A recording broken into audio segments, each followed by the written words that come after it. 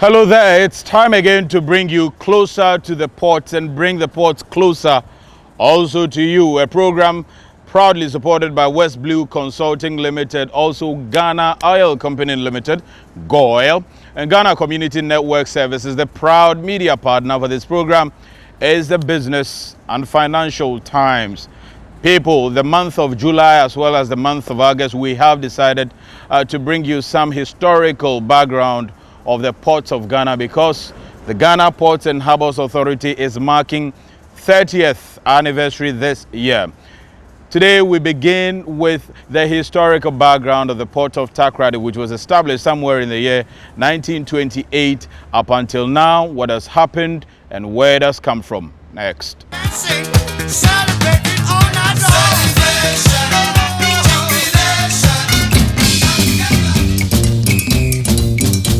Construction of the Port of Takoradi began in 1923 and was completed and officially opened on 3rd of April 1928. Port of Takoradi served as the main gateway to the country, handling imports, exports, passengers, and also served as a base of naval operations for the country. It has over the years supported the revenue-generating sector of the economy and has contributed immensely to the economy of Ghana. A port which is not productive is a bottleneck to the country's economy. Takoradi Port has been the pivot of economic activities in the secondary Takoradi metropolis and the western region as a whole, by providing employment for the indigenes through the operation of support service providers, import operations, especially through the Ghana Dock Labour Company Limited. We are going to keep the cost of doing business at our harbors to the barest minimum.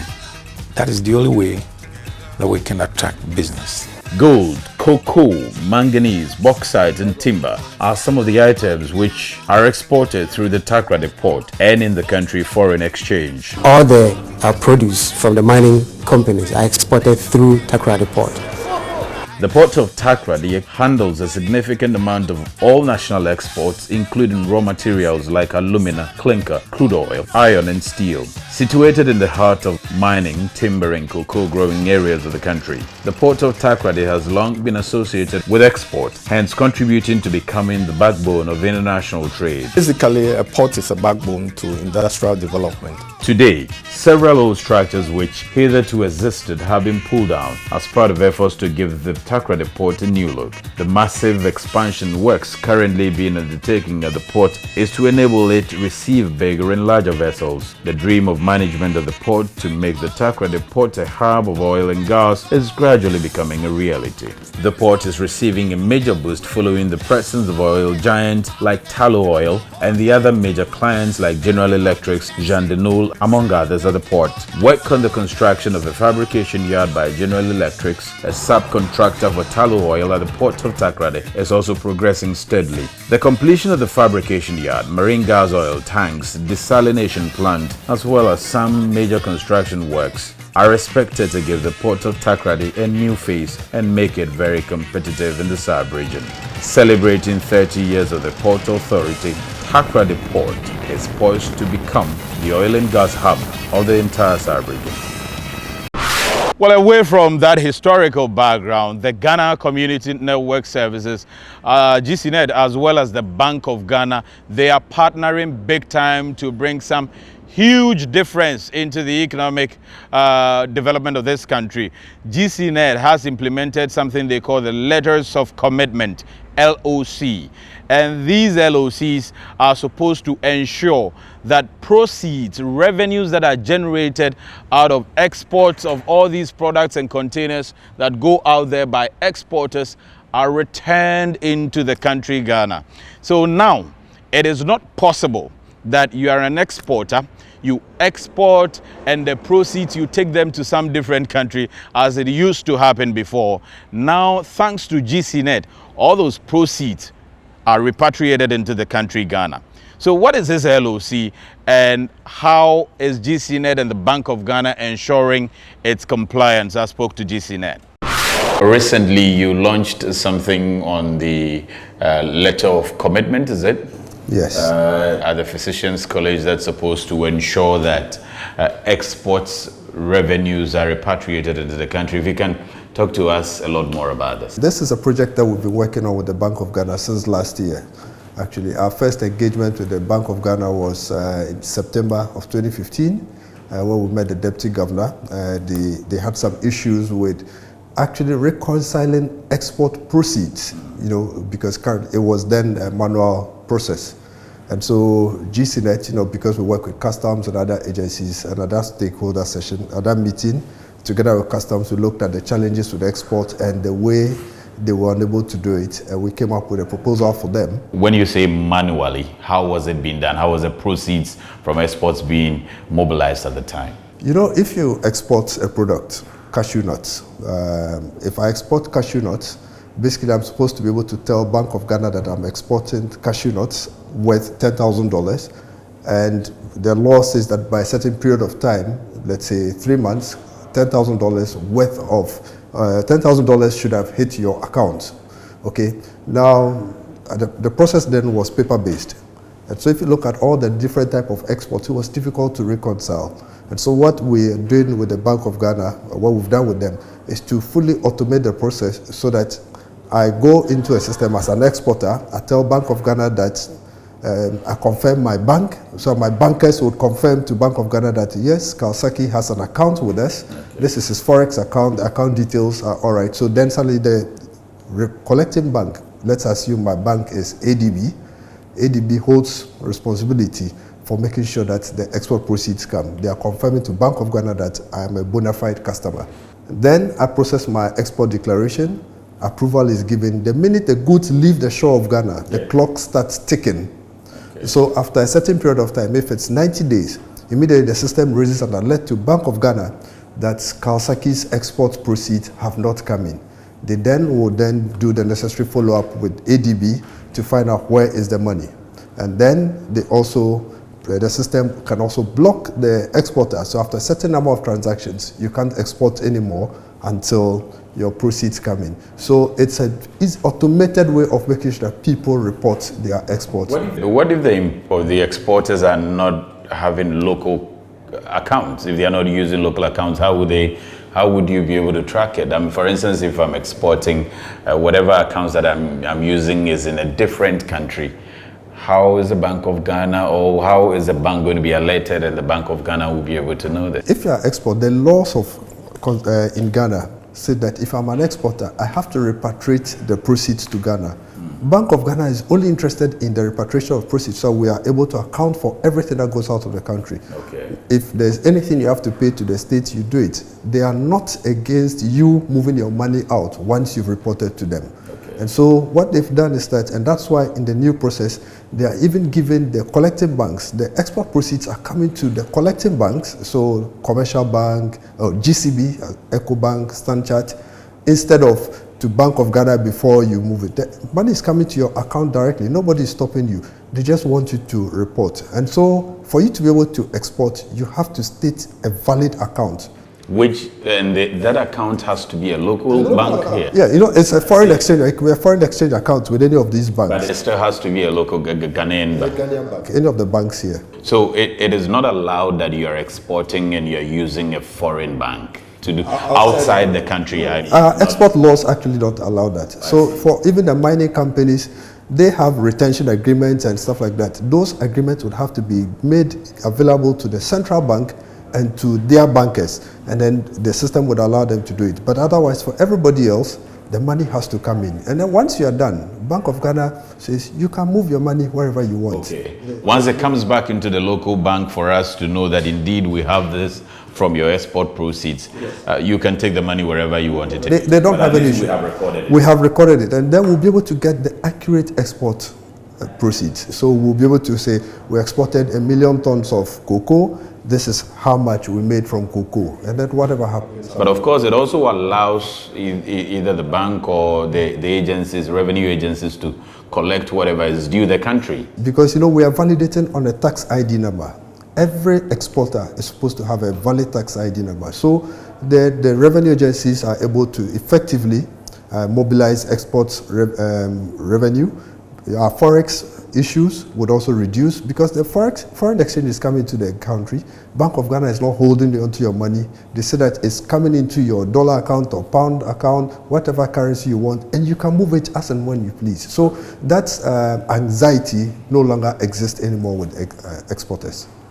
So just to get a clearer understanding, the Bank of Ghana was manually going to these banks. It was a manual process. To get the proceeds or to record whatever export proceeds were coming in. Yes. But now the LOC is supposed to do what? Make it electronic or automated? Fully automated. So what happens is that, so the process, you are an exporter. Initial setup we do in the LOC system is you log in, you specify your bank, and then they validate. And so they will say, confirm to the system that you are a valid GCB customer and the account is valid. So that responsibility now belongs to GCB. So you do that, and then the system automatically tells Bank of Ghana that this exporter is doing his exports, and the proceeds are going to come to this bank. Okay. When you prepare your export documentation, the system automatically tells Bank of Ghana that these goods are leaving the country. This is the value. Customs has cleared it. So the goods have left the shore of Ghana. I see. Now, without the LOC, the export would also not go. So we are tying it to the export. So for each export, you are preparing an LOC so we can properly track.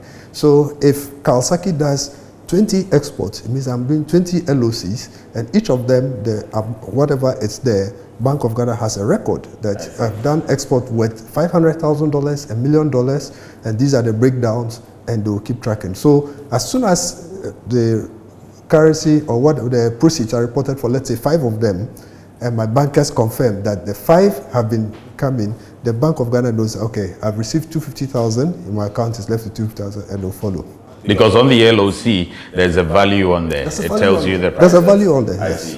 So you are able to tell that this particular LOC had this amount of contain this product valued so and so. Okay. So the system then does it. Now what's happening is that, you see, that's this, you don't want to manually go through papers and follow up with banks and phone calls and everything. How many banks do we have in the country? How many exporters? And how you even guarantee that you get the right? So the banks automatically will have to confirm that the proceeds have come in. And you see, the proceeds are coming in through SWIFT. And so there's no issue with them confirming to the system. So my bankers now would confirm to the system that this export, this LOC number, the proceeds have come, they confirm to Bank of Ghana, and that's it. So what is that supposed to mean? That your system is hooked somehow to that of the Bank of Ghana, or what? This system is being used by the exporters, the commercial banks, the central bank, and it automatically feeds into the customs system. So the customs system acts as a final control. So if there's no LOC, the export, because when you do an export declaration, it's looking for an LOC number, and it matches to it before it allows it to go. So if my LOC is 10,000, I do a declaration for 5,000, the system will reject it. It has to be 10,000. I see. So this would not even allow exporters to under-declare. You cannot. So we are looking at the correct thing.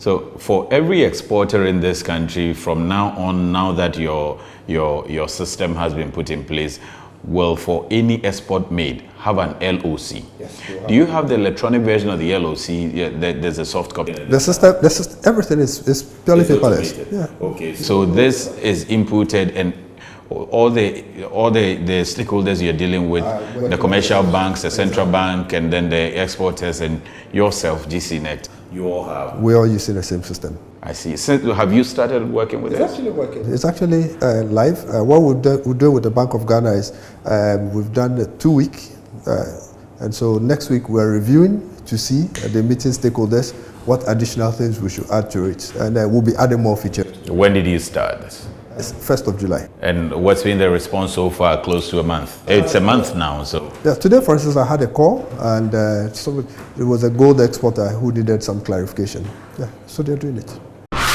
Well, still on some of the innovations of the Ghana Community Network Services, GCNet. GCNet is also partnering, and they have already done that. They've partnered the Ministry of Trade to bring the maiden edition of the National Trade Facilitation Award to honor ministries, departments and agencies, as well as freight forwarders who are making sure that we have effective trading in this country.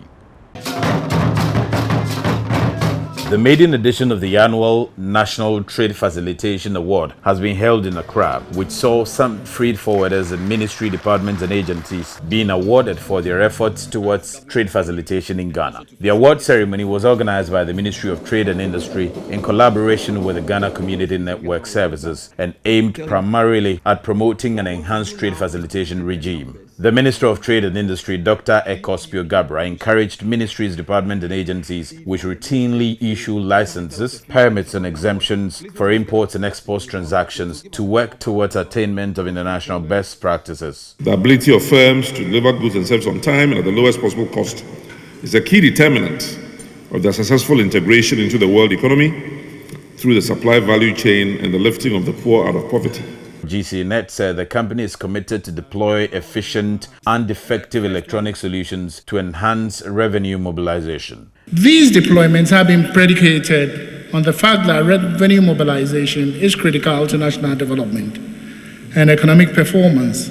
At the same time, we are conscious of the fact that growth in trade volumes and its facilitation has become an essential aspect of economic development and business competitiveness. Best Freight Forwarder small category went to Teamwork Freight Services Limited, whilst Best Freight Forwarder large category went to Bolore Transport and Logistics. The Food and Drugs Authority won the Best Agency Award. Meanwhile, Ghana Ports and Harbours Authority (GPHA) and Ghana Revenue Authority (GRA) were awarded special awards at the maiden edition of the annual National Trade Facilitation Award for their immense contribution to trade facilitation in Ghana. Corporate Marketing and Public Relations Manager of GPHA, Paul Asariansa, said the recognition is indicative of the fact that the several trade facilitation measures put in place by the Port Authority are yielding positive results. All our business processes have been automated. I can say with confidence that almost all our management processes have been automated. And we are talking about efficiency in transacting business, minimizing the cost of doing business, and ensuring that our ports remain very competitive in the sub-region. Iron Port returns after the break. Stay with us. Hello? Good morning, this is Samantha Wendy's. I am sending a purchase order from SA2 Ventures International. Lovely. For pineapples. For how many containers? Our policy for new supplies is 2 containers to start with, but you must deliver within 30 days. Don't worry at all. I'm going to get you the 4 containers within 30 days or less. Congratulations, Mr. Apia. You have just secured your first order from SA2 Ventures International. Time to process the paperwork. Do you remember you have exactly 30 days to deliver? To get his pineapple slices from his country to his clients overseas, Mr. Apia and his representatives have to complete a number of regulatory compliance procedures to various international trade stakeholders. For instance, he has to obtain financial documents such as letters of credit, payment receipts and invoices, complete regulatory documents such as declarations, make permit applications, obtain food hygiene certificates, complete transportation documentations such as manifest, bill of lading, and manage port requirements. Going round and round in circles and up and down from office to office, doing the same paperwork over and over again. Stop. Does it really have to be this way? In a single window environment, Mr. Apia can complete processes for his sales invoice, manifest, declarations, permits, certificates, letters of credit, payment receipts, licenses, and all other international trade supply chain processes. Assessing all agencies and stakeholders in one place 24/7. Let's see what happens when Mr. Apia trades in a single window environment. Using single window, Mr. Apia has completed all his international trade procedures through one portal. He has registered his company information, applied for the necessary permit, certificates and licenses, and all that remains is for him to get a text alert for clearance and movement of goods.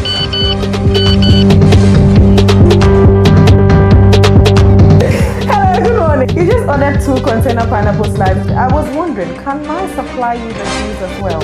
And that's how simple facilitating international trade could be in a single window environment. You can offer competitive services to your trading partners in China, America, England, India, and yes, even here in a simpler, faster, and cost-effective way. Single window.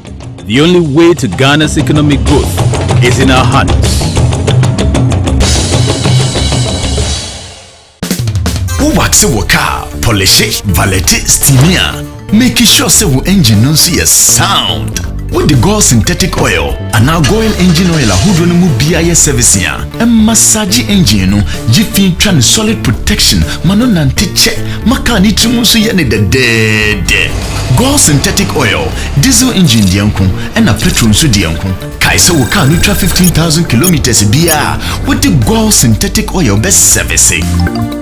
Goil a champion. That's why I, Azuma Nelson, 3 times world boxing champion and a patriot, always choose Goil. And when the pankasa, Goil, good energy.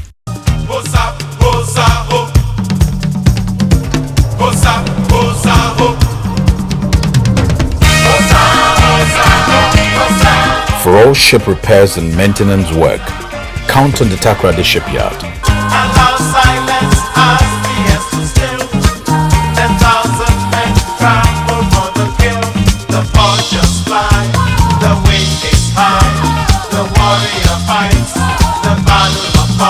Takoradi Shipyard, efficiency, reliability, and perfection.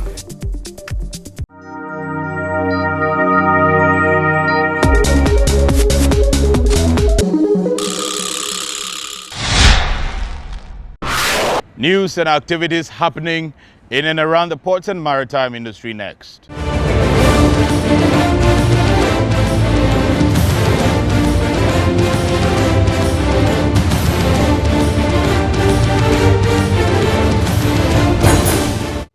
Physical examination is the inspection of goods wholly or partially by a competent officer. In carrying out compliance verification activities, a physical examination of a consignment is necessary to confirm information pertaining to goods that is provided in the customs goods declaration, commercial invoice, and other documentation. It is in line with this objective that the West Blue Consulting Limited, technical support providers for the Ghana Revenue Authority, Customs Division, has organized a 3-week training session for custom officers to equip them with modern techniques of examining goods per international trade requirements. The officer being the last line of defense in the clearing process, if he fails the whole nation.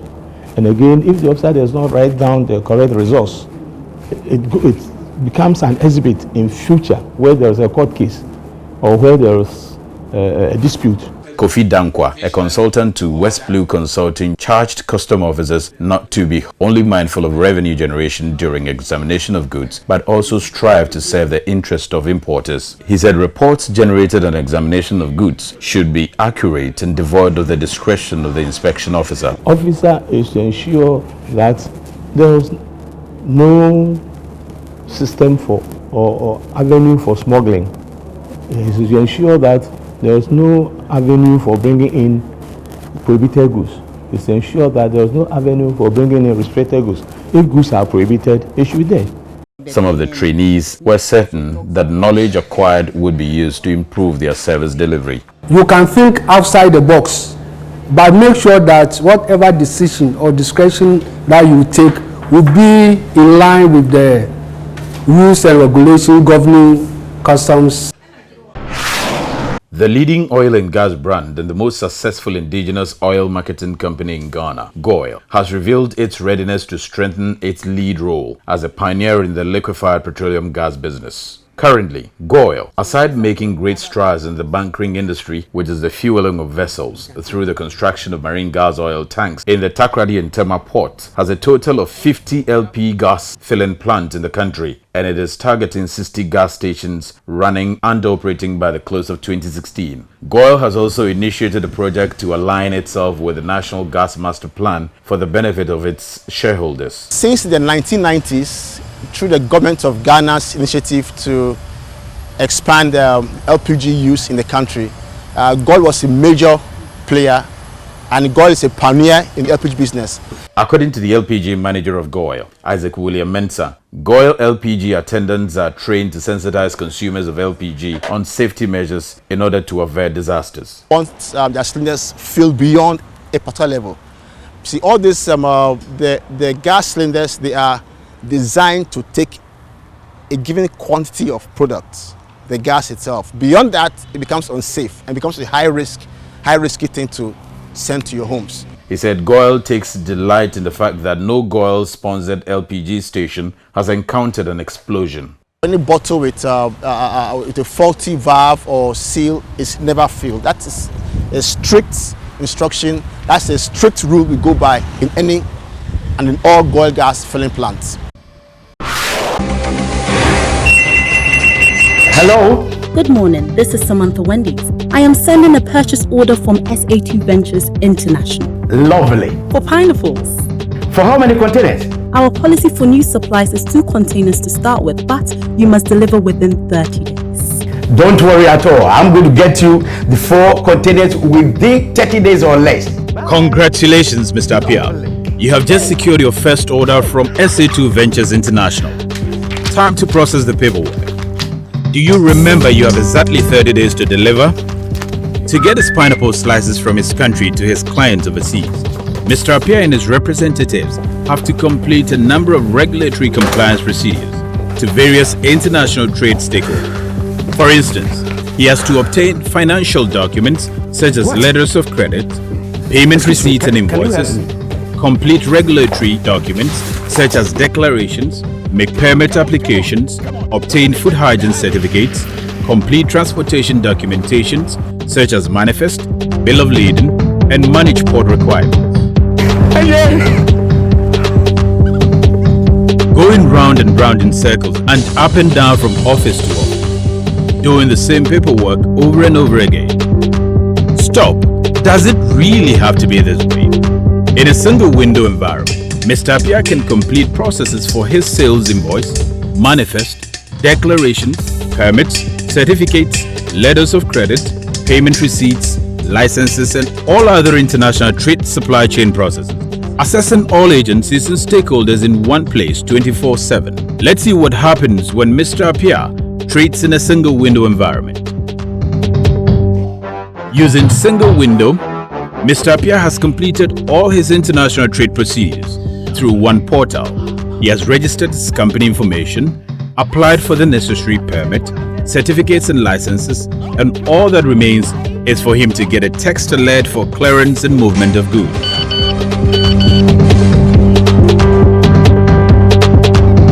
Hello, good morning. You just ordered 2 container pineapple slices. I was wondering, can I supply you the juice as well? And that's how simple facilitating international trade could be in a single window environment. You can offer competitive services to your trading partners in China, America, England, India, and yes, even here in a simpler, faster, and cost-effective way. Single window, the only way to Ghana's economic growth is in our hands. Wax your car, polish it, valet it, steamia. Make sure say your engine no see a sound. With the GOIL synthetic oil, and now GOIL engine oil ahodo no mu BIS service ya. And massage engine no, jifin tran solid protection, mano nante che, maka ni trimu so ye ne de. GOIL synthetic oil, diesel engine dianko, and a petrol so dianko. Kaisa wo car nutra 15,000 kilometers biya with the GOIL synthetic oil best servicing. GOIL is champion. That's why I, Azuma Nelson, 3 times world boxing champion and a patriot, always choose GOIL. Awini pankasa, GOIL, good energy.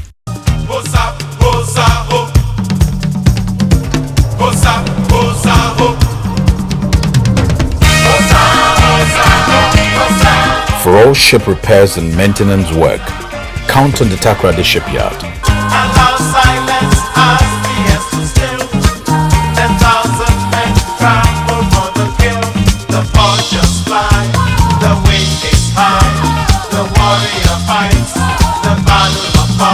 Takoradi Shipyard, efficiency, reliability, and perfection.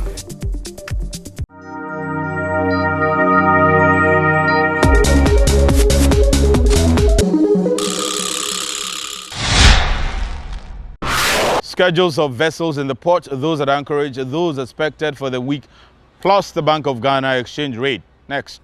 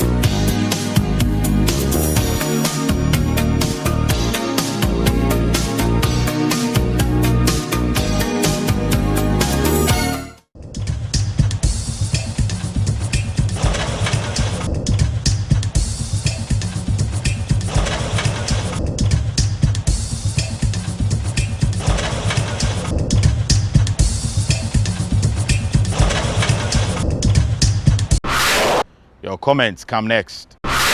My name is Jonathan from the Volta region. I am planning to go to the Regional Maritime University to read BSc Ports and Shipping Administration, and upon successful completion, can I get a job at the Tema Port? Jonathan, kindly begin your academic program, and certainly there will be a wide range of opportunities awaiting you.